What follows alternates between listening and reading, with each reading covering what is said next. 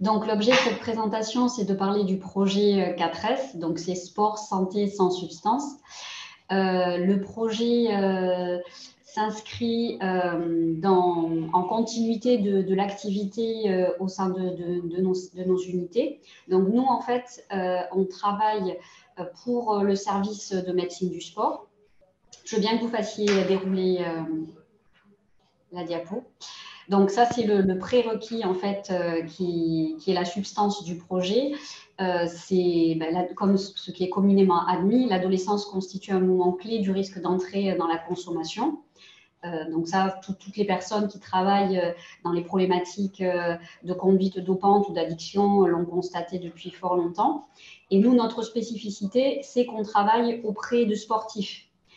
Et donc les espaces sportifs et de loisirs, les événements sportifs peuvent offrir des événements propices aux consommations et à l'initiation aux substances. Je veux bien que vous fassiez défiler. Donc, pour poser le cadre, on appartient à une unité qui s'appelle Sport Santé Prévention, anciennement CAPS. Donc, c'est une unité qui est spécialisée dans la psychopathologie du sport. Donc, cette unité est composée d'un médecin psychiatre, d'un médecin du sport, d'un pédopsychiatre, donc moi je suis psychiatre et pédopsychiatre, de plusieurs psychologues et d'une diététicienne. Et donc on est une petite unité de psy au sein d'un service plutôt somatique dédié à la médecine du sport, avec des médecins, cardiologues, rééducateurs, orthopédistes et endocrinologues. Donc, c'est une chance d'être en réseau avec les autres services de médecine du sport, puisque ça nous aide dans les problématiques addictives, et aussi d'avoir un fort lien avec l'unité de la MPD, donc l'antenne médicale de prévention contre le dopage, qui s'occupe particulièrement du dopage et des conduites dopantes pour les sportifs. Et donc, c'est cette expertise de notre service auprès des jeunes et des sportifs qui nous a permis de construire ce projet. Je veux bien que vous passiez, voilà. Donc là, en fait, j'ai remis les deux symboles, logos de nos unités, qui sont le sport santé prévention et les AMPD. Et en fait, c'est sur ces unités qu'on s'est appuyé pour construire le projet. Donc, les objectifs de ce projet, c'est de promouvoir un usage dit salutaire des activités physiques et sportives en Nouvelle-Aquitaine. Nous, au niveau de l'unité SSP et AMPD, on rayonne dans l'entièreté de la région avec un travail de réseau. Donc, le projet 4S, initialement, c'est plutôt de rester Gironde, avec une perspective de pouvoir travailler au niveau régional. L'idée est de prévenir, d'identifier les consommations de substances et l'installation de conduites addictives en lien avec la pratique de l'activité physique et sportive et la recherche de performance, puisque c'est notre spécificité. Et aussi, mais ça Nadia le détaillera plus particulièrement, le fait d'utiliser finalement le sport comme un levier de communication avec les jeunes pour avoir une légitimité finalement d'avoir leur écoute attentive. L'idée est également de sensibiliser les encadrants. Donc pareil, avec cette possibilité de pouvoir intervenir de par le biais du sport. Donc de pouvoir les aider à repérer les signes et les pratiques addictives, les signes et les conduites à tenir. De favoriser le repérage de consommation auprès des très jeunes pratiquants, parce qu'on sait que c'est beaucoup plus utile de pouvoir intervenir précocement. C'est beaucoup plus compliqué quand on doit travailler avec des personnes qui ont une addiction qui est installée. On travaille toutes sur les deux côtés, et la prévention et le soin, donc ça nous donne aussi l'expertise dans ce domaine. Et puis de proposer une orientation et un suivi pour les jeunes de par l'affiliation avec le service sport santé prévention. On peut facilement, quand on a repéré, adresser des jeunes en prise en charge. Donc, quels sont les moyens? C'est des consultations, comme vous connaissez dans le cadre d'aborder les difficultés psychologiques. Et ce sont également des ateliers de prévention et on a axé la majorité de notre travail sur les ateliers de prévention où on va traiter de différentes problématiques et pas seulement des addictions, du dopage et des conduites dopantes. Et donc, comme je le disais au départ, c'est la casquette du sport, le fait d'avoir cette porte d'entrée qui est une originalité et facilitatrice pour intervenir auprès des jeunes, auprès des collégiens, des lycéens, notamment de par l'image sportive qui est véhiculée par le sport et les sportifs. Et puis, notre connaissance et compétence de travailler auprès des jeunes sportifs avec leur rythme spécifique, leur objectif de performance, de dépassement, même s'ils restent des jeunes comme les autres. Et donc là, je vais passer la parole à ma collègue qui va plus... Ah oui, vous parlez des ateliers en particulier. C'est moi là? Oui. Ok. Ok, il y avait une diapo juste avant, il me semble. Oui. Ah non, elle est partie. Moi, j'allais présenter juste les ateliers. Donc, comme l'a dit Julie, on rayonne sur toute la Nouvelle-Aquitaine. Après, pour le projet 4S, je vais parler de ce qui se passe, ce qu'on a fait en Gironde jusqu'à présent.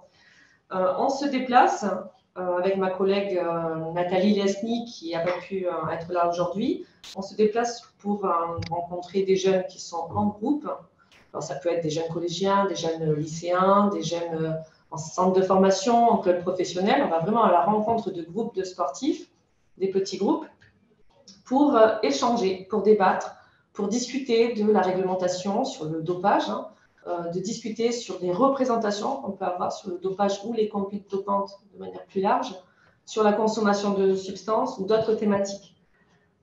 L'idée, c'est de faire ça en petits groupes pour permettre vraiment que tout le monde puisse parler librement, sans peur du jugement et vraiment posant le maximum de questions possibles. On parle bien sûr des substances, des effets sur la santé. Notre objectif in fine, caché, c'est de développer les compétences psychosociales de ces jeunes dès le plus jeune âge. Les conduites dopantes, il faut savoir que quand on rencontre des sportifs, il y a quand même un contexte vulnérabilisant qui pourrait amener ces consommations de conduites dopantes, parce que les sportifs, il y a quand même une exigence de performance de folie avec des obligations de résultats, des problèmes parce qu'il va falloir récupérer, donc des difficultés de récupération qui peuvent amener des consommations de produits spécifiques à la récupération. Les consommations peuvent être aussi un moyen d'intégrer un groupe de pairs, parce qu'il y aurait une pression de milieu. Alors, on se rappelle tous de l'affaire de Festina avec la microculture du cyclisme et des consommations EPO ou autres. Donc, il y a vraiment dans chaque discipline des consommations très spécifiques. On aurait également des incitations aux pratiques dopantes par l'entourage du sportif, même sans vouloir, sans vraiment prononcer la chose, mais en émettant une espèce de climat, de tension latent, continuel toute l'année, où finalement le jeune ne verrait plus que cette possibilité de consommer quelque chose. De plus en plus, ce que l'on constate, et également c'est les infirmières scolaires qui nous alertent sur ces comportements chez les jeunes, surtout pour les garçons, avec une volonté, une envie de modeler sa morphologie, avec la volonté de prendre en masse musculaire. Et ça nous arrive également de voir arriver au bureau à l'hôpital des gens qui, sous stéroïdes, ont leur système naturel complètement déréglé et avec des problématiques médicales plutôt graves. Alors, lorsqu'on est sportif et lorsqu'on a une volonté de performer, on va essayer de se mettre dans un climat le plus favorable, et notamment avec l'intégration des pôles France ou des pôles Espoir, ce qui implique un éloignement du domicile. C'est-à-dire qu'on va à l'internat, c'est modifier complètement son rythme de vie, et ça peut être fragilisant pour les plus jeunes. Il y a également une exigence... non, c'est celle-ci. Une exigence de performance. Celle-là, on l'a vu. Oui, c'est bon. C'est la dernière. La prochaine, s'il vous plaît. Alors, Le facteur de vulnérabilité qu'on peut repérer, c'est également dans les périodes de vulnérabilité qui ne sont pas toujours les mêmes. Il va y avoir des périodes où les compétitions vont être enchaînées dans un calendrier assez serré, et après des périodes un peu plus soft, on va dire. Tout ça, c'est difficile, ça peut être difficile de le gérer. Donc, pour garder la forme, pour tenir le coup, on peut avoir des consommations spécifiques. Les périodes qui sont également très vulnérabilisantes, c'est les blessures, les fins de carrière, la post-carrière, surtout lorsqu'elle n'est pas anticipée. Bien sûr, l'adolescence, on sait aujourd'hui que chez les plus jeunes, l'adolescence va être une période où on va rencontrer pour la première fois certains produits. Et ce n'est pas parce qu'on est sportif qu'on est finalement protégé de ces rencontres. Autre chose également, les sports à contrainte pondérale, contrainte corporelle, lorsqu'il y a des sports à visée esthétique, on va dire. Donc là, j'entends par esthétique, ça va être la gym, le patinage artistique ou le corps. Il va falloir adopter une certaine morphologie plutôt fine en général, élancée. Les sports à catégorie de poids, judo, boxe, là, il y a des régimes, des forts régimes, de fortes restrictions avant les compétitions pour être dans la catégorie de poids. Et les sports où le poids serait un élément de contre-performance. Par exemple, l'athlétisme, c'est-à-dire pour sauter plus loin, il va falloir être plus léger. Mais là, ces sports-là, à contrainte pondérale, entraînent des troubles du comportement alimentaire très régulièrement, mais également des consommations pour pouvoir perdre rapidement ou moduler son corps à volonté.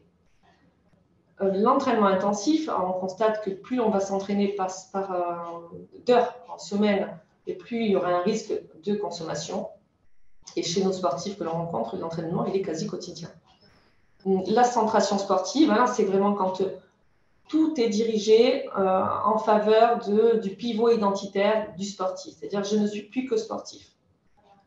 Et le double projet. Alors là aussi, c'est un élément de forte pression parce que ces jeunes-là, ils doivent réussir aux sportifs, mais également au niveau scolaire. C'est-à-dire qu'ils peuvent être sortis du dispositif sport-études s'ils ne ramènent pas les notes nécessaires pour rester dans ce dispositif. Prochaine, merci. Bon, rapidement sur les facteurs psychologiques et psychiatriques. Chez les sportifs, nous rencontrons des problématiques psychiatriques ou psychologiques spécifiques, comme le trouble dysmorphophobique musculaire, l'anxiété de performance, l'anxiété sociale, faible estime de soi, des troubles du comportement alimentaire, je l'ai dit tout à l'heure, c'était en lien à certains sports. On rencontre également des troubles de déficit attentionnel avec ou sans hyperactivité, mais ça, comme dans la population générale. Et également, on remarque que le trait de personnalité recherche de sensations fortes, chez les sportifs également, il est plus corrélé à des consommations de substances. L'âge des premières expérimentations de substances, ça aussi c'est un facteur de vulnérabilité.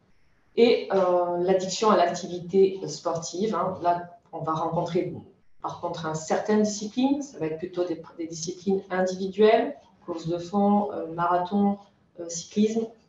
Ils vont activer les mêmes systèmes de récompense que pour une addiction à une substance. Et on va repérer les mêmes critères avec la perte de contrôle, le craving, la centration, les dommages. Une prochaine, merci. Je vous l'ai dit tout à l'heure. Pour le temps, il vous reste à peu près 5-6 minutes. Ah, je in fine, ce que je vous ai dit tout à l'heure, c'est qu'on va essayer de toucher, d'activer, de favoriser le développement de ces compétences psychosociales lorsqu'on intervient en groupe lors des ateliers. Parce qu'il y a des multiples études, et là je pense qu'on va pouvoir rapidement passer, mais il y a multiples études qui prouvent que quand on a des programmes où on développe les compétences psychosociales, on va avoir une diminution de l'usage de substances, une augmentation des connaissances sur les substances, ou sur la capacité à prendre des décisions, à s'affirmer, à s'aimer. Et nous, lorsqu'on intervient en groupe, et ça je pense que c'est important, on invite systématiquement un référent sur le lieu de notre atelier. Alors on ne va pas inviter n'importe qui non plus, mais on va favoriser les médecins de club, les infirmières qui sont un super relais pour nous, les infirmières scolaires notamment, et certains entraîneurs lorsqu'ils sont très intéressés et motivés. Pourquoi on fait ça? Parce que et c'est important qu'ils écoutent ce dont on parle, ils comprennent un petit peu l'objectif et ils peuvent relayer, ils peuvent reprendre des éléments. Lorsque nous, on part tout au long de l'année, il y a quelqu'un qui peut répondre aux questions de ces jeunes. Bon, rapidement, une revue de la littérature sur 46 000 sujets a montré ce que je vous ai dit tout à l'heure. Hein. Quand on touche les compétences psychosociales, on augmente les connaissances sur les substances, on augmente la capacité à prendre des décisions et notamment à savoir dire non ou à savoir s'affirmer, l'estime de soi et la capacité à résister aux pressions des pairs. Bon, je répète un petit peu, hein. Je mettais la référence de l'étude en question, où ils ont pu prouver que l'usage de substances a été diminué, notamment le cannabis, l'héroïne, et que les conclusions des auteurs, c'était que finalement, ça paraît efficace de développer les compétences psychosociales pour retarder les premiers usages de substances. Et c'est l'objet de notre projet 4S, où on va vraiment intervenir auprès des collégiens et des lycéens notamment. Ce qu'on fait finalement, c'est qu'on va se réunir dans une salle, on discute, nous on vient apporter également des éléments concrets, factuels sur la réglementation antidopage, comment ça se passe, de quoi il s'agit lorsqu'on parle de conduite dopante. On vient également réveiller, éveiller et faire parler les jeunes au sujet de eux, leur présentation qu'ils ont par rapport aux produits, par rapport au monde du sport, par rapport à la volonté de performer. Donc, il y a plein de thématiques qui peuvent être abordées, mais in fine, ce qu'on va vouloir, nous, c'est toucher le développement de leurs compétences psychosociales et leurs connaissances. Et finalement, les rendre autonomes si un jour, ils sont soumis au fait de devoir décider est-ce que je prends ou pas un produit si on me le propose. On a plein d'outils pour faire ça. On utilise du brainstorming, des photos langage, des débats, des scénettes vidéo, des mises en situation fictives. Alors ça marche plutôt pas mal, les mises en situation fictives, c'est des jeux de rôle que l'on fait avec eux. On leur présente même des vraies situations que les sportifs nous ont témoignées en consultation, avec des propositions de contrats qui frôlent la folie, avec des chiffres à 5-0. Comment je dis non si on me propose 50 000 € par mois? Ça peut paraître compliqué. Donc, on travaille toutes ces compétences-là lors de nos ateliers. Par exemple, on peut leur expliquer, vous savez, il y a une technique pour dire non. Voilà, les 8 étapes pour pouvoir dire non, sans s'embourber dans des explications, sans donner du matériel à mon interlocuteur pour qu'il puisse après me dire, non, attends, j'ai une solution pour toi, ça ne va pas se passer comme tu penses, t'inquiète pas. Donc, on les met en situation en leur présentant ces étapes et puis on leur demande de faire un petit jeu de rôle. Donc ça je sais que les plus jeunes, les collégiens, les lycéens, ils aiment bien lorsqu'on travaille sur ces protocoles-là. Donc, nous, notre volonté, c'est de développer une approche sanitaire et surtout préventive. Hein. On n'est pas l'Agence française de lutte contre le dopage, on n'est pas là pour faire des contrôles, on est là vraiment pour les aider en termes préventifs. On a une expertise de par notre équipe, on a un très bon réseau de partenaires, les outils pédagogiques sont fiables et adaptés. Et on essaie vraiment d'aller au maximum sur le possible des consommations et pas que pour la performance. Mais on n'oublie pas de parler non plus des conduites addictives après, une fois que la compétition elle est terminée, et notamment le troisième mi-temps dans certaines disciplines ou les consommations en post-carrière. Ok. Est-ce que vous voyez correctement? On voit très bien, on vous entend très bien. Super. Donc, pour me présenter, moi, je m'appelle Sarah Perrin. J'ai fait un doctorat en sociologie que j'ai soutenu en 2022 sur les femmes consommatrices et vendeuses de drogue insérées socialement à Bordeaux et Montréal.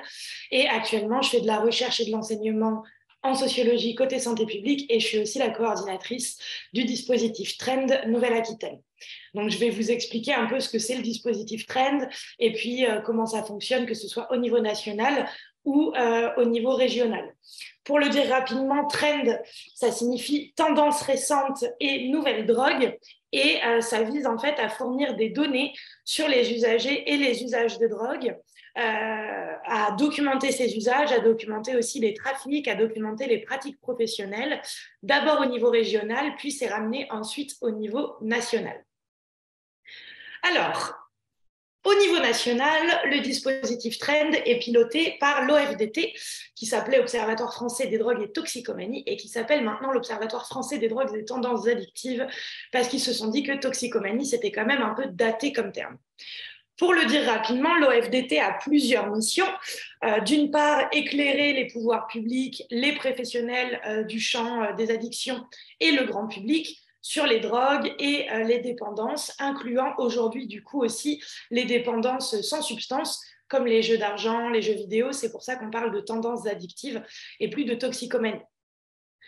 Dans ces missions, l'OFDT doit aussi collecter et rassembler des informations scientifiques, des données probantes sur les substances psychoactives, les usagers, leurs pratiques, les conséquences des consommations, l'offre de drogue, les réponses publiques, etc., etc. Et donc, pour tout ça, l'OFDT a plusieurs manières de fonctionner. Déjà, l'OFDT est composée d'une équipe pluridisciplinaire avec des démographes, des médecins, des sociologues, des statisticiens, des épidémiologistes, évidemment aussi du personnel administratif et technique. Et donc, toute cette équipe pluridisciplinaire œuvre, que ce soit sur un volet qualitatif ou quantitatif, pour remplir les missions de l'OFDT.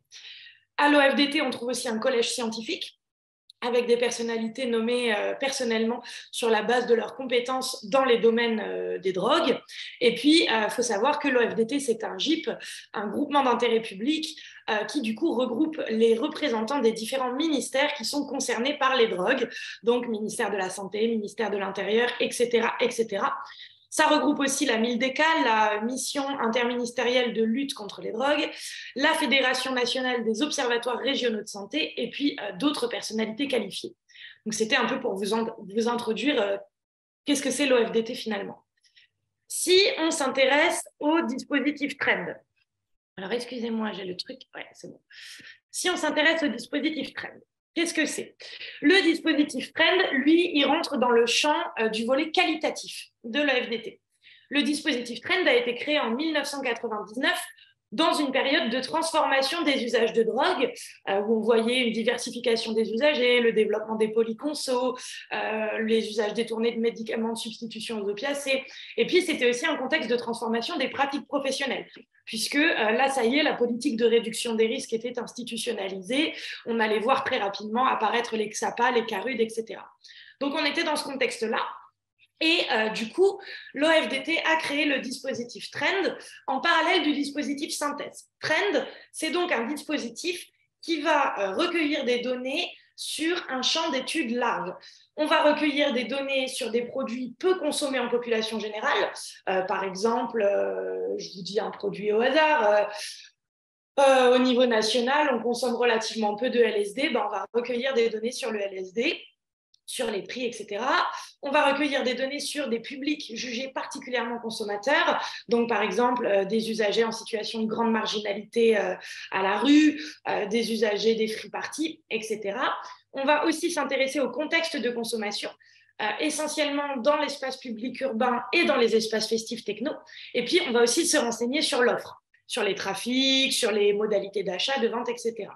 Ça, c'est pour TREND. Synthèse, qui se juxtapose à TREND, c'est un dispositif d'analyse de drogue qui permet en fait de recueillir légalement des substances illicites et de les envoyer à des laboratoires de la police judiciaire pour analyser leur teneur et leur composition. Donc moi, en Nouvelle-Aquitaine, je suis la coordinatrice Synthèse et Aurélie Lazès-Charmetan est je suis la coordinatrice TREND, pardon moi, et Aurélie Lazès-Charmetan est la coordinatrice Synthèse. Donc nous, on va rester sur TREND aujourd'hui. Comment on fait, du coup, pour recueillir toutes ces données qualitatives au niveau régional? On a des méthodes spécifiques. On va essentiellement réaliser des entretiens, des groupes focaux et des observations dans l'idée de comprendre et de décrire les pratiques et les représentations des usagers, et puis dans l'idée aussi de comprendre leur logique d'action. Quel sens les usagers de drogue donnent à leurs actions? Donc tout ça se traduit en fait par une posture très compréhensive et non normative. Les observations, on va les faire, je vous l'ai dit, au sein de 2 espaces investis par des populations jugées très consommatrices, les espaces festifs techno, donc free party, technival, rave party, mais aussi plein de clubs techno qu'on peut trouver dans les villes et qui sont des espaces festifs commerciaux.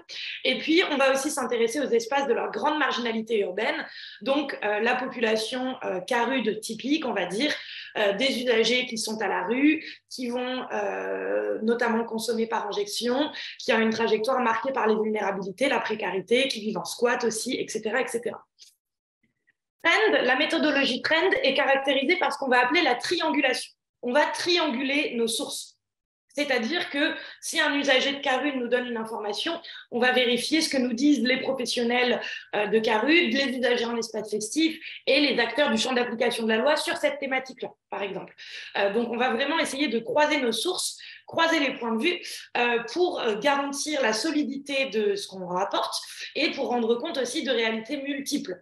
Je vous donne un exemple. Sur les cannabinoïdes de synthèse qu'on a eu pendant le confinement, on a eu des retours très divers de policiers, acteurs sanitaires et usagers.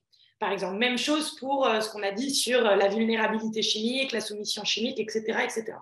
Donc, du coup, on va croiser les regards et ces regards vont être ceux des usagers, des acteurs du soin, du médico-social, des acteurs de la réduction des risques, les acteurs de l'application de la loi, donc policiers, etc., des travailleurs sociaux, etc., etc. L'intérêt de Trend, c'est aussi sa dimension longitudinale. C'est-à-dire qu'en fait, on va faire un rapport par an. Donc là, en 2023, je vais faire le rapport 2022 et on répète les mêmes investigations, les mêmes observations, les mêmes groupes focaux chaque année. On répète le même protocole dans les mêmes lieux, souvent auprès des mêmes personnes tous les ans. Donc en fait, on assure une fonction de veille au niveau régional qui est après synthétisée au niveau national. Et puis, ça permet aussi de mettre en lumière des phénomènes émergents, des évolutions, des diffusions géographiques. Le fait de reproduire cette enquête tous les ans, ça permet vraiment de saisir les petites différences qu'on ne verrait pas si on faisait par exemple l'enquête tous les 5 ans, puisque là, on peut vraiment voir émerger certaines infos. Je vais donner des exemples juste après. Donc, je vous le disais, le réseau Trend est assuré par un réseau de coordination locale. On est implanté dans 8 régions et à La Réunion. Donc, vous pouvez voir sur cette carte les 8 coordinations régionales et la coordination réunionnaise. Donc, en fait, moi, je gère le dispositif Trend à Bordeaux, Nouvelle-Aquitaine, mais vous avez aussi une coordination à Toulouse, Marseille, Lyon, Paris, Lille et Rennes. Et c'est en train, je crois que j'en oublie une, à Metz, pardon. Et c'est en train, l'OFDT essaye aussi de mettre en œuvre ce dispositif dans des DROM, dans des dom-toms. Donc, ce dispositif Trend au niveau local est porté par qui? Eh bien, vous le voyez, essentiellement par des associations du champ des addictions et de la réduction des risques. Donc, à Bordeaux, le dispositif est porté localement par le CUID, le Comité d'études et d'information sur les drogues. Mais vous pouvez voir qu'à Marseille, c'est Addiction Méditerranée. À Paris, c'est l'association Sharon-Opélia. Je ne vais pas toutes les citer, mais l'idée, c'est que c'est porté par des structures locales à chaque fois. Donc, en fait, le CUID est conventionné par l'OFDT au niveau national. Donc, on reçoit une subvention chaque année. Et il y a aussi des partenariats qui sont noués dans la plupart des régions avec les ARS. Et c'est le cas depuis l'année dernière, depuis cette année, en fait, pour la région Nouvelle-Aquitaine, où Trend a une subvention du Fonds Addiction. Et je vais en parler juste après de ce que ça génère pour nous, cette subvention du Fonds Addiction. Donc, ce réseau local est porté par ces associations. Et puis après, en fait, les rapports annuels que font toutes ces associations locales sont en fait analysés au niveau national, ce qui permet à l'OFDT de produire une synthèse de toutes les tendances rapportées dans toutes les régions. Okay, donc l'OFDT synthétise toutes ces données pour dire, par exemple, on pense assister à une diffusion de la 3-MMC en milieu festif commercial, par exemple. Donc ça, c'est permis par des coordinations régionales. Donc, Trend, finalement, quelle utilité? Pourquoi faire Trend? Ça permet, je vous l'ai dit, d'informer en temps réel. Et cette information en temps réel, elle est utile à la fois aux professionnels de la RDR et de la Dicto, aux pouvoirs publics locaux, donc les mairies, les métropoles, les préfectures, les ARS évidemment. Et puis c'est aussi informatif pour les étudiants, pour les chercheurs. Et puis ça informe surtout sur la diffusion géographique de pratiques de produits, sur les effets des politiques publiques, sur l'apparition de nouvelles populations. Donc par exemple, on peut voir que grâce à Trend, en partie grâce à Trend, on a pu voir que les usagers d'héroïne étaient de moins en moins présents dans les villes et de plus en plus dans les espaces ruraux. Et pourquoi? Parce qu'en fait, les villes se sont gentrifiées, les personnes les plus précaires ont dû quitter les villes et on retrouve des usagers d'héroïne dans ces publics très précaires. Trend permet aussi d'observer, par exemple, ce qui se passe quand il y a l'interdiction d'une molécule. Par exemple, la codéine ou le Lyrica, ou plus récemment, l'interdiction de la 3-MMC en Hollande et son remplacement par de la 4-MMC, de la 3-MEC, etc., etc. Ça permet d'observer la diffusion de pratiques, par exemple l'injection de méthadone gélule, le protoxyde d'azote, sur lequel on a rapporté beaucoup de choses. Ça permet aussi de rapporter les conditions de vie de sous-population consommatrice, les usagers en situation de grande précarité, par exemple, comment ça se passe quand il y a des expulsions de squats, comment ça se passe pendant les confinements. Pareil pour les mineurs non accompagnés, par exemple. On a aussi beaucoup observé les conséquences de la pandémie et des mesures de restriction. Et puis, avec Synthèse, on peut étudier la composition de produits. Pour revenir sur ce qui nous intéresse, nous, sur la Nouvelle-Aquitaine, je vais vous dire ce qu'on fait, nous, spécifiquement. Donc, le rapport annuel que je fais repose sur différents entretiens et différentes observations. D'une part, un groupe focal avec des acteurs du champ sanitaire, qui a déjà eu lieu cette année, par exemple. Donc, j'ai réuni en 2023 des médecins, des infirmiers, des chefs de projet, des travailleurs sociaux qui travaillent au CEID, à la CASE, à l'association Addiction France, à l'hôpital, aux urgences, etc., etc. Et donc, je leur ai posé des questions sur ce qui les a marqués en 2022. Je vais faire pareil avec des acteurs du champ d'application de la loi, qui là donc vont être des policiers, des douaniers, des acteurs de la préfecture, de la mairie, de laboratoires d'analyse toxicologique, des gens qui travaillent dans des associations avec des personnes orientées par la justice également. Et puis chaque année, un entretien collectif avec les salariés du CEID, un entretien collectif avec les salariés de la CASE, un entretien collectif avec les salariés du Hangover Café. Le Hangover Café, c'est un dispositif mobile qui va, par exemple, à la Victoire ou près d'établissements festifs la nuit pour proposer de la réduction des risques. Également, j'ai fait un entretien collectif avec des usagers suivis en CARUD. Et puis, le réseau Trend en Nouvelle-Aquitaine ne serait rien sans les responsables d'observation. Donc, j'ai une responsable d'observation en espace festif qui me fait des notes d'observation sur les produits, sur les usagers, sur les tendances qu'elle observe dans les clubs et les free parties techno. Et puis, j'ai deux observatrices en espace urbain. Donc, l'observatrice on a une observatrice en espace urbain qui est en fait en CARUD, au CARUD Plante Rose du CEID, et une autre observatrice en espace urbain qui a des compétences en sociologie et qui, elle, observe directement des groupes dans la rue. Elle fait des observations à la CASE et au CEID, dans des maraudes, etc., etc. Donc, pour les citer, la responsable d'observation en espace festif s'appelle Lily Rose Duprat-Dioré et elle fait de la sociologie. Et la responsable d'observation en espace urbain au CEID s'appelle Lisa Lafuente et elle est infirmière. Et la deuxième observatrice en espace urbain s'appelle Audrey Luçon. Et donc, comme je le disais, elle a une formation en sociologie. Donc, voilà ce qu'on fait chaque année, sachant que ça peut être complété par d'autres notes d'observation, par d'autres entretiens. Là, par exemple, cette année, je vais faire un entretien avec le chemsex, sur le chemsex, avec des professionnels qui travaillent sur cette thématique. Des fois, on ne peut pas réaliser le groupe focal avec tous les acteurs du champ d'application de la loi. Enfin, voilà, il y a des variabilités, évidemment, selon les années, les disponibilités, les points d'intérêt, etc., etc. Pour vous rapporter les principaux résultats qu'on a eus en 2021 en Nouvelle-Aquitaine. Sachant que du coup, le rapport 2021 est sorti fin 2022. Donc là, je vous fais une restitution rapide de la synthèse du rapport qui fait en réalité 80 pages. Donc la restitution que je vous en fais n'est pas exhaustive, mais vous avez chaque année des synthèses de 4 pages qui résument ces points principaux. Concernant les marchés et les trafics, ce qu'on a vu, c'est dans la continuité des années précédentes, les achats sur Internet se sont intensifiés, que ce soit sur le Darknet ou que ce soit sur FaceWeb. Et on voit aussi une augmentation des livraisons dans la continuité de ce qu'on voyait les années précédentes, que ce soit des livraisons issues d'achats sur Internet ou des livraisons de dealers, souvent issus de réseaux organisés qui vont livrer le produit à domicile. Et puis, les policiers rapportent aussi une augmentation des violences liées au trafic. Dans les espaces festifs, on a observé plus de protoxyde d'azote. Du fait des restrictions liées à la crise sanitaire qui perdurait encore en 2021, il y a eu beaucoup moins de soirées en espace festif commercial et donc un report sur des soirées en espace privé, avec tout ce que ça peut supposer en termes de conséquences, puisque pas de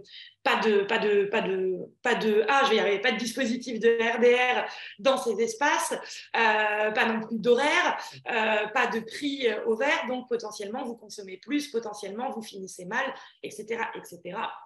Sur le festif alternatif, donc les teufs, une répression accrue du festif alternatif et potentiellement du fait de cette répression, moins d'intervention de dispositifs de réduction des risques. Concernant le chemsex qu'on inclut dans l'espace festif, on voit une continuité dans les usages, donc 3-MMC, GHB, GBL, mais par contre, il semblerait qu'il y ait plus de prise en charge de chemsexeurs qui étaient jusque-là plutôt éloignés du soin. Et puis, beaucoup de questionnements autour des tentatives de soumission chimique, que ce soit par les usagers ou par les professionnels, avec aucune analyse permettant d'attester de soumission chimique, mais on sait que c'est très compliqué de retrouver les produits si la situation n'est pas prise en charge immédiatement. Concernant les usagers en situation de grande précarité, ce qu'on voit, ce qui est vraiment marquant en 2021, c'est une augmentation des usages de Ritaline et de cocaïne basée. On ne va pas parler de crack parce que le crack, ce serait de la cocaïne basée directement vendue sous forme de galettes. Et là, ce n'est pas ce qu'on voit. On voit plutôt des usagers qui basent même leur cocaïne. Et puis, donc évidemment, ce qui est rapporté, c'est une précarisation encore de personnes en situation déjà d'extrême marginalité. Et concernant les mineurs non accompagnés, ils ont été beaucoup moins visibles en 2021. On peut supposer que c'est parce qu'ils ont fait l'objet d'une répression importante, qu'ils ont aussi fait l'objet de placements et que du coup, ils éviteraient la ville de Bordeaux. Un point transversal à tout ce que je viens d'aborder, c'est concernant la kétamine. C'est vraiment le point marquant de 2021 et ça va l'être aussi pour 2022.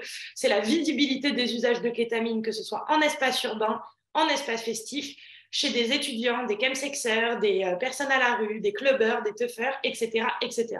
Et on voit un changement dans les modalités d'usage de la kétamine, où il y a 10 ans, c'était essentiellement consommé en teuf, en fin de soirée ou en milieu de soirée, et des grosses traces. Et là, c'est des plus petites traces consommées tout au long de la soirée. Donc, on observe vraiment une diffusion de la kétamine comparée à il y a quelques années. Concernant le financement de l'ARS, qu'est-ce que ça permet? Eh bien, ça nous permet d'avoir plus de financement. Et d'avoir plus de financement, ça nous permet d'enquêter sur des axes que jusque-là, on ne pouvait pas investiguer. Donc, 3 axes ont été proposés et validés par l'ARS avec cette extension du dispositif. L'extension, le financement de l'ARS a été validé fin 2022 et dure 1 an et demi, si je ne dis pas de bêtises. Donc, en 1 an et demi, on va enquêter sur 3 axes. D'une part, on va intensifier les investigations auprès des usagers en situation de grande précarité à Bordeaux. Donc, en fait, on va intensifier encore ce qu'on faisait déjà. Ce financement a permis de recruter la 2e responsable d'observation en espace urbain, donc Audrey Luçon, et ça a permis de réaliser plus d'entretiens formels et informels avec des usagers fréquentant les CARUD. Un axe d'investigation nouveau, c'est sur les femmes. On enquête déjà sur les femmes en situation d'addiction, cette fois en Nouvelle-Aquitaine. Ont déjà été réalisés des entretiens avec des professionnels de l'UPA, l'unité périnatalité addiction, qui est gérée par l'ACAS à Bordeaux. L'unité périnatalité addiction, c'est en fait un immeuble qui va accueillir dans des appartements privés, en résidentiel, des femmes enceintes ou des mères avec un jeune enfant en situation d'addiction. Ça accueille uniquement les mères, pas les pères, et l'idée c'est de proposer un suivi social, addicto, une mise à l'abri pour ces personnes-là. J'ai aussi interrogé des professionnels de POPI, toujours gérés par l'ACAS. Donc POPI, c'est l'antenne prostitution de l'ACAS, qui accueille de facto une majorité de femmes, même si ce n'est pas ciblé que femmes. Et donc j'ai pu leur poser des questions sur la minorité de personnes qui vont à POPI et qui consomment explicitement des drogues. J'ai aussi interrogé des membres du XAPA Broquedis, donc dans les Landes, XAPA Broquedis, qui a une unité mère-enfant. Donc j'ai pu leur poser des questions sur leur public. Et prévu un entretien avec la ferme Emmaüs Baudonne, qui accueille des femmes sorties de prison avec un parcours dans l'usage de drogue. Et ce n'est pas terminé. Voilà, là, ça fait même pas quelques mois qu'on est financé. On va continuer à investiguer. L'idée, c'est de faire un peu un état des lieux de tous les dispositifs dédiés aux femmes ou accueillant une majorité de femmes dans la région, puisqu'on sait qu'en fait, les femmes représentent 25% des personnes des files actives des CARUD et XAPA. Donc, l'idée, c'est d'investiguer sur des dispositifs dédiés aux femmes. Et puis, le renforcement, l'investigation sur les femmes, ça passe aussi par, dans tous les groupes focaux, dans tous les entretiens qu'on faisait déjà, renforcer les questions sur le public féminin.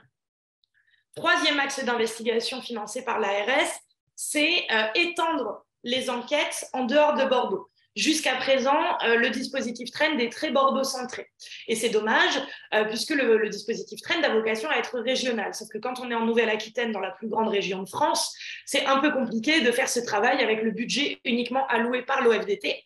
Donc, du coup, la subvention ARS va nous permettre d'enquêter auprès d'usagers de drogue et auprès d'acteurs de la prise en charge des addictions dans des villes petites et moyennes de Nouvelle-Aquitaine. Et donc, pour l'instant, là, c'est l'axe sur lequel on vient de commencer à prévoir des choses. On va réaliser un entretien avec le CEID de Périgueux, donc en Dordogne, et AIDS et le CEID de Pau dans les Pyrénées-Atlantiques, et également à Bayonne. Donc, pour l'instant, on va se concentrer sur Périgueux, Pau et Bayonne, et puis voir sur cette base-là ce qu'on pourrait investiguer en plus, l'idée étant de recruter des responsables d'observation dans certaines de ces villes pour avoir directement des observations à Périgueux, à Pau, à Bayonne, etc.